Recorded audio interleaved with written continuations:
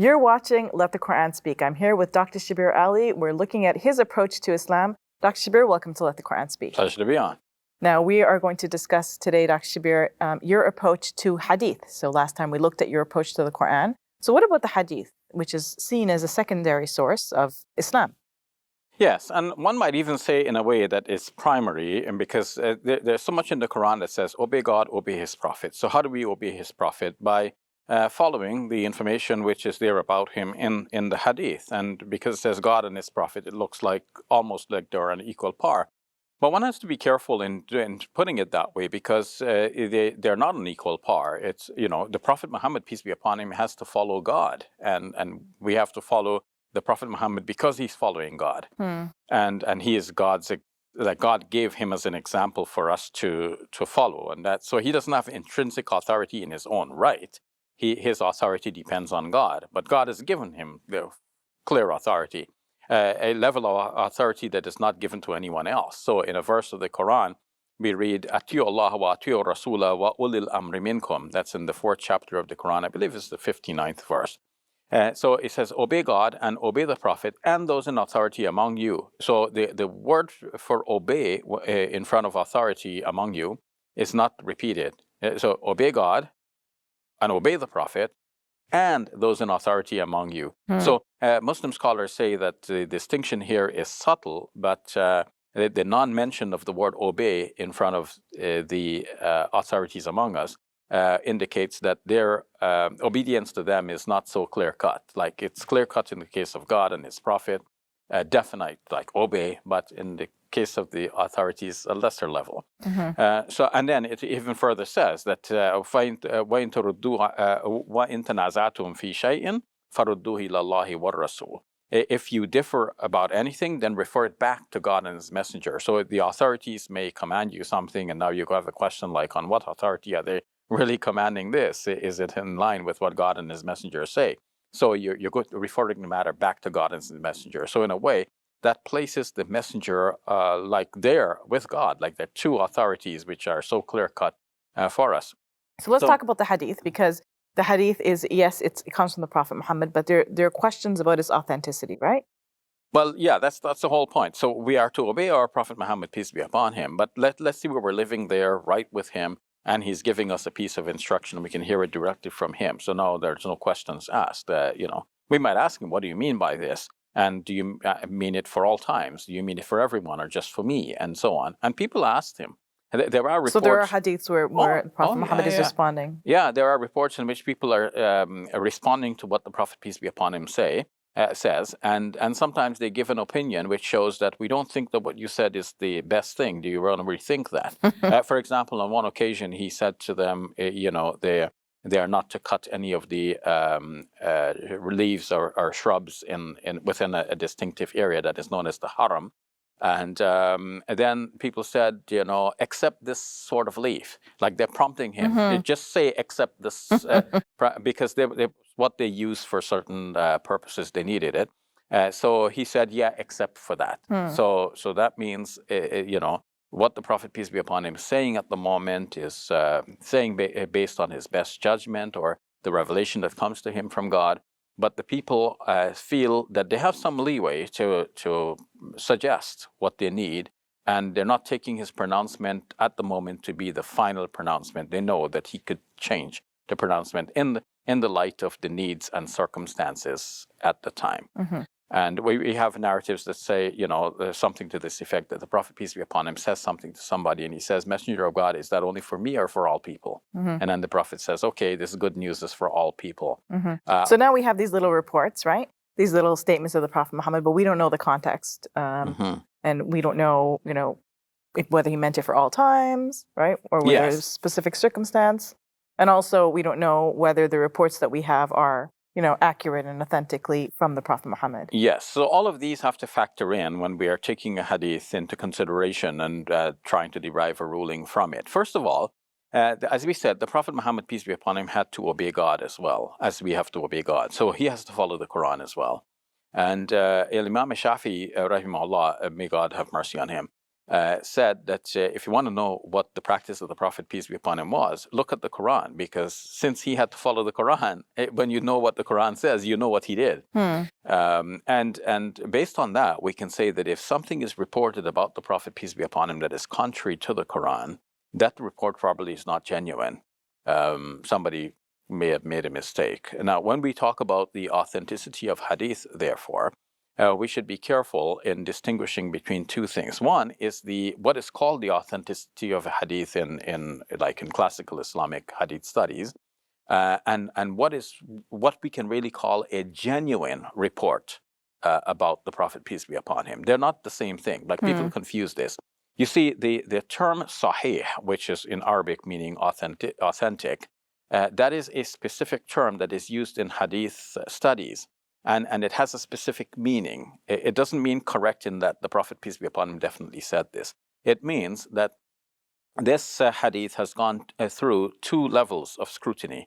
One is that we have scrutinized the chain of narrators, the people who related this narrative one to another, who say that they got it from the Prophet Muhammad, peace be upon him. We trust those people, and there is a connected chain, one relating it to another. As opposed to a broken chain where somebody lived 100 years later and he says, I heard it from that person. So it's a broken chain.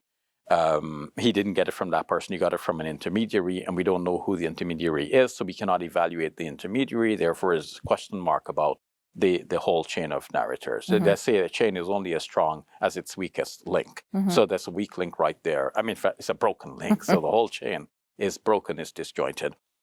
So that's one level of scrutiny, to look at the chain of narrators. The other, and this is commonly done, right? Yeah, it's commonly done. Now, the other level of scrutiny is to look at the content of the narrative itself, because even though good people have narrated this, they might have narrated in good faith something which actually started out from some unknown individual, or it could be that, and it is the case that by the time the Muslim scholars started tightening the screws and making sure that the hadiths are narrated by dependable individuals, like, a lot of narratives had already been circulated. Like, as I say, a lot of water has already gone under the bridge. So the first 2 generations or so of Muslims were narrating a lot of things. And then Ibn Sirin, one of our great scholars from the past, who died in the year about 110, if I remember correctly, of the Muslim era. That means about 100 years after the Prophet Muhammad, peace be upon him, himself passed away. So Ibn Sirin said that, people used to narrate things, and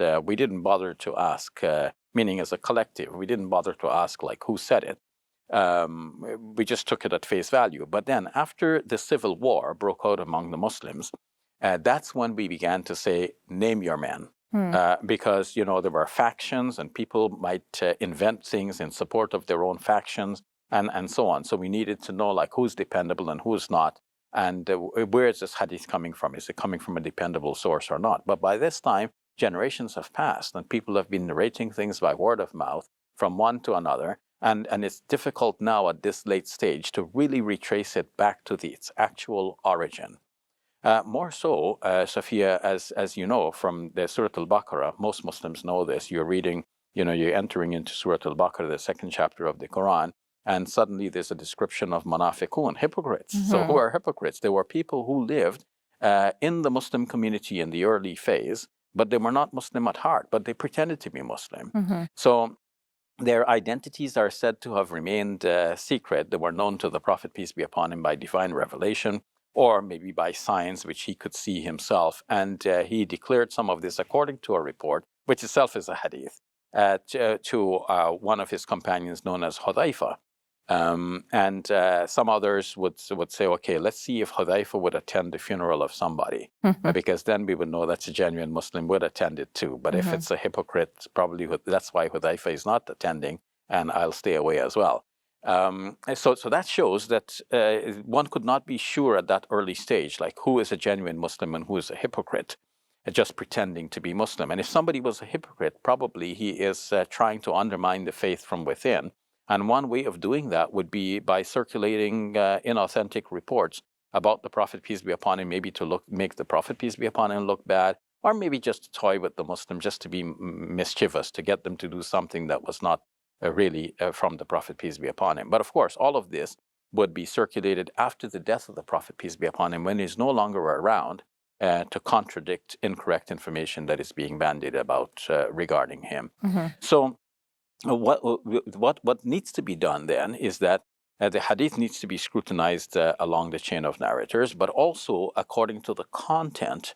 But what has happened over time is that the Muslim community as a whole steered away from using reason, because what they found is that everybody's got their own reason, and reason is in an unbridled form, can be used to question the Quran itself. So the best way people started to feel is just follow the tradition. So you have a text in the Quran. That's the book of God. Just follow it. Don't worry about reason too much. And then you have reports from the Prophet, peace be upon him. If you start analyzing these reports, which makes sense, which does not make sense, what if the Prophet, peace be upon him, really said something and you were thinking, well, that doesn't make any sense. You are rejecting something that comes from the Prophet of God, who probably got it by inspiration from God. So you're going to be in big trouble on the Day of Judgment. So the best thing for people, they felt this is the safest, just go with the report. Just accept it. And, if you can work with it, work with it. It has to be really something really outrageous for the Muslim scholars in this line of thinking to reject the hadith. So what tended to happen is that they tended to include things as much as they could and let them pass and just accommodate them, because possibly the Prophet, peace be upon him, said this, and we don't want to make the mistake of rejecting something that the Prophet, peace be upon him, might have said. So they worked with these things, and the result is that we have in our classical collections of hadith books today, hadiths which really are objectionable when you look at the content. And people now have even at this stage of history, looking back, they don't see that actually in the earliest stage, the Muslims used reason to evaluate the content of hadith. And so they think it's taboo. You can't really think about it.